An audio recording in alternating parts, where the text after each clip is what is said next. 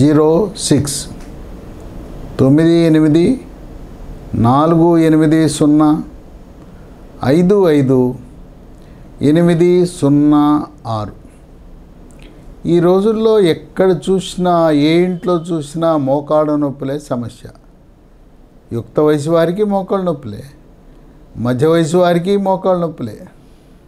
సరే, సీనియర్ సిటిజన్లకు వృద్ధాప్యంలో మోకాళ్ళ నొప్పులు వచ్చినాయంటే అర్థం ఉంది.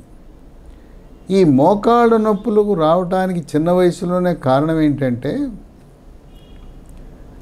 మోకాళ్ళు కీలు లోపల ఉండే గుజ్జు తగ్గిపోయి ఆ కీళ్ళ లోపల రాపిడి అరుగుదల పెరగటం వల్ల తీవ్రమైన నొప్పి వస్తుంది. దీనికి విటమిన్ డి లోపం, కాల్షియము, ఫాస్ఫరస్, మెగ్నీషియం లోపం కూడా కారణం. ఈ మోకాళ్ళ నొప్పులు వచ్చినప్పుడు నడవటం కష్టం, అసలు మెట్లు ఎక్కలేరు, మెట్లు దిగలేరు. ఇక ఉదయాన్నే కాలకృత్యాలు తెచ్చుకునేటప్పుడు సరే, వెస్ట్రన్ టాయిలెట్, పాశ్చాత్య టాయిలెట్ ఉన్నవాళ్ళు పర్వాలేదు, కానీ మరి మన భారతదేశపు టాయిలెట్, సాంప్రదాయ టాయిలెట్లో కూర్చొని లేవాలంటే ఇక అంతే సంగతులు. అది మన విధి నిర్వహణకు అడ్డం వస్తుంది. డ్యూటీకి వెళ్ళాలన్నా ఇబ్బంది, వ్యాపారం చేసుకోవాలన్నా ఇబ్బంది. ఇక రాత్రిపూట ఈ మోకాళ్ళ నొప్పుల వల్ల నిద్ర కూడా పట్టదు. కొంతమందికి నొప్పితో పాటు మోకాలు వాస్తుంది, వాపు వస్తుంది. నడిచేటప్పుడు కిర్రు కిర్రు శబ్దము, కటకట శబ్దము. కొంతమందికి నడుస్తూ ఉండగా ఆ కీలు లాక్ అయిపోతుంది, ఇక అటు ఇటు కదలదు.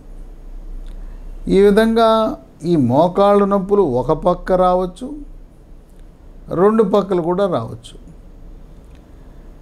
ఈ మోకాలు గుజ్జు అనేది వాహనాల్లో బేరింగ్కి ఎలా గ్రీజ్ ఉంటుందో ఆ గుజ్జు ఆ విధంగా నొప్పి లేకుండా మోకాలు పనిచేయటానికి ఉపయోగపడుతుంది.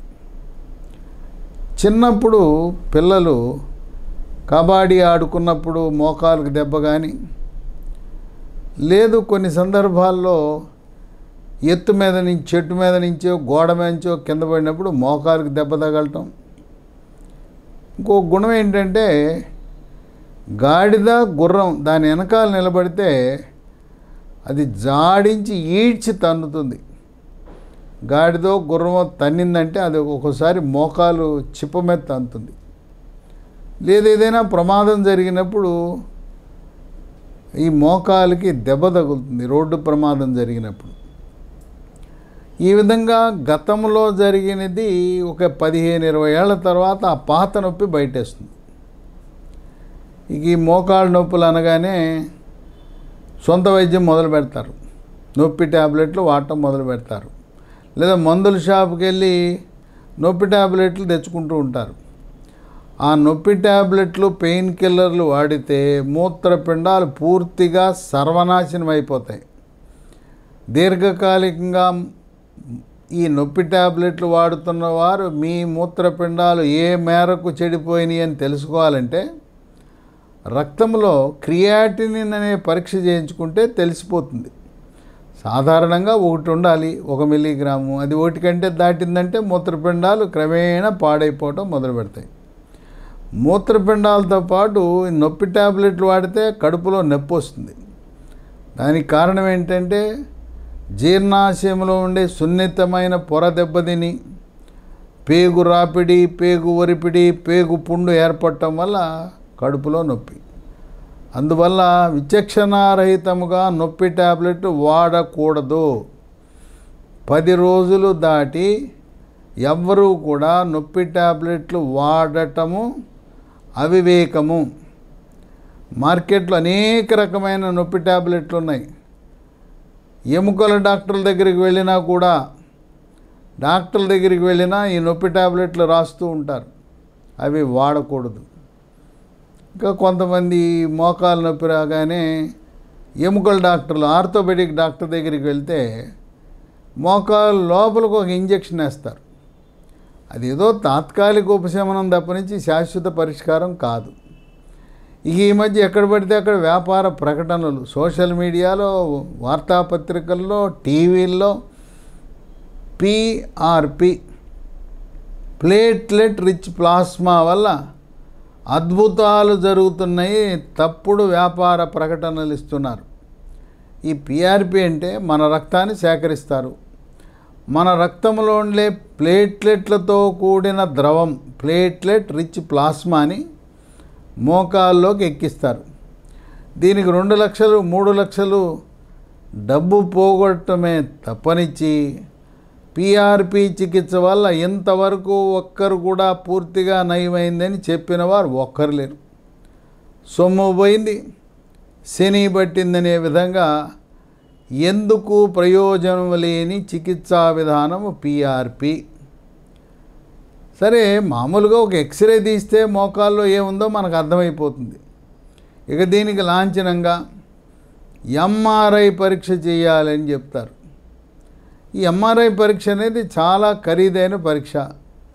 ఒకవేళ మీ డాక్టర్ తప్పనిసరిగా MRI పరీక్ష చేయించాలంటే హైదరాబాద్ నగరంలో మెడ్ ప్లస్ డయాగ్నోస్టిక్స్ అని ఉంది.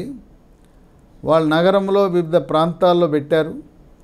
హబ్సిగూడలో, గచ్చిబౌలిలో, కుకట్పల్లిలో, నల్లగండ్ల గేటు దగ్గర వీళ్ళు మెడ్ ప్లస్ డయాగ్నోస్టిక్స్ వాళ్ళు ఇప్పటికే మందుల షాపులు నిర్వహిస్తున్నారు. వాళ్ళ దగ్గర ఒక నామమాత్రపు ఫీజు కట్టి ఒక కార్డు తీసుకుంటే ఖరీదైన అన్ని పరీక్షలు MRI, CT స్కాను సర్వం అన్ని పరీక్షలు కూడా కేవలం 25% రేటుకే చేస్తారు. మీ డాక్టర్ MRI అని ఆయనకి చేయించు అంటే మెడ్ ప్లస్లో చేయించుకోవచ్చు. ఆంధ్రప్రదేశ్ నుంచి కూడా రాత్రి ప్రయాణం చేసి రైల్లో వెళ్ళి పొద్దునే దిగి స్టేషన్ దగ్గర ఉండే హబ్సిగూడ మెడ్ ప్లస్ డయాగ్నోస్టిక్స్లో టెస్టులన్నీ చేయించుకుని మళ్ళీ సాయంత్రానికి రైలు ఎక్కి వచ్చేయచ్చు. ఈ MRI అనేది చాలా ఖరీదైన పరీక్ష. ఇటువంటి తరుణంలో మోకాలు మార్పిడి చికిత్స అని ఎముకల డాక్టర్లు చెప్తూ ఉంటారు. ఒక కాలుకు నొప్పి ఉంటే రెండో కాలుకు కూడా నీకు ఎప్పుడో ఒకసారి అది కూడా అరిగిపోతే దాన్ని కూడా చేయించుకో. ఒకదానికైతే 2 లక్షలు, 2 అయితే 4 కాకుండా 3కో 3.5కో చేస్తామని చెప్పి ఇది ఒక చీర కొంటే మరొక చీర ఉచితం అనే విధంగా ఒక కాలుకు నొప్పి ఉంటే 2 కాళ్ళకు చేస్తామని వాళ్ళు చెప్తూ ఉంటారు.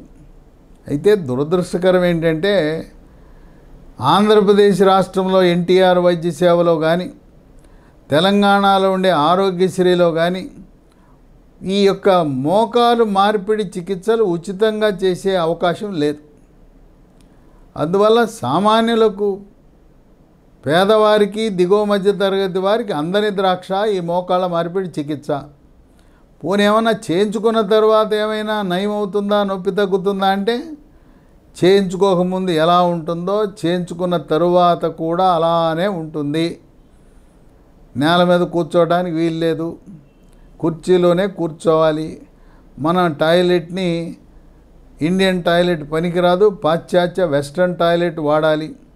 పూజ చేయాలంటే స్టూల్ మీద కూర్చోవాలి, భోజనం చేయాలంటే స్టూల్ మీద కూర్చోవాలి. కొంతమందికి మోకాల మార్పిడి చికిత్స అయిన తర్వాత కూడా నొప్పులు ప్రారంభమవుతున్నాయి.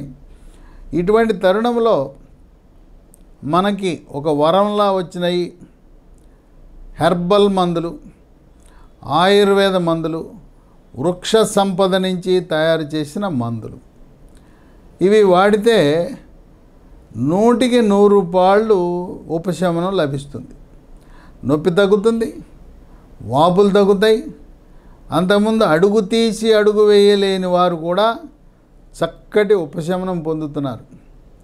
మా ఇంట్లో మా అక్క ఉంది, నాకంటే పెద్దది, నాకంటే ఒక 5 ఏళ్ళు పెద్దది. ఆమె నాకు చెప్పకుండా మోకాలు నొప్పి, బాగా తీవ్రమైన నొప్పి ఉండి నడవలేక మోకాలు మార్పిడి చికిత్సకి అపాయింట్మెంట్ తీసుకుని నాకు చెప్పకుండానే చేయించుకుందామని రెడీ అయిపోయారు. నా వీడియో యాదృచ్ఛికంగా చూసింది ఒక రోజు ముందు. వీడియో చూస్తే మా తమ్ముడు ఏదో వీడియోలో చెప్తున్నాడు, ఇది ప్రయత్నం చేస్తే పోలేదా అన్నట్టు నా దగ్గరకు వచ్చింది. అప్పుడు ఈ ఆయుర్వేద హెర్బల్ మందులు ఆమెకి ఇవ్వటం జరిగింది. 3 నెలల కాల వ్యవధిలో పూర్తిగా నయమైపోయింది. ఏదైనా మనం వాడిన మందు, మనకు అనుభవం ఉన్న మందు, దాన్ని ఉపయోగించాలి. కానీ ఏదో టీవీలో అడ్వర్టైజ్మెంట్లు, వ్యాపార ప్రకటనలు, పేపర్లో ప్రకటనలు, లేదు సోషల్ మీడియాలో ప్రకటనలు చూసి మాత్రం ఎవ్వరూ ప్రలోభాలకు గురి కావద్దు. ఇవి వాడిన వాళ్ళు అనేక మంది, ఈ మోకాళ్ళ నొప్పులకు ఈ మందులు వాడిన వాళ్ళు లక్షలాది మంది మోకాలు మార్పిడి చికిత్స లేకుండా హాయిగా, సుఖంగా, ఆనందంగా, నొప్పి లేకుండా తిరుగుతున్నారంటే అది ఒక విశేషం. ఈ మందుల్లో మొదటిది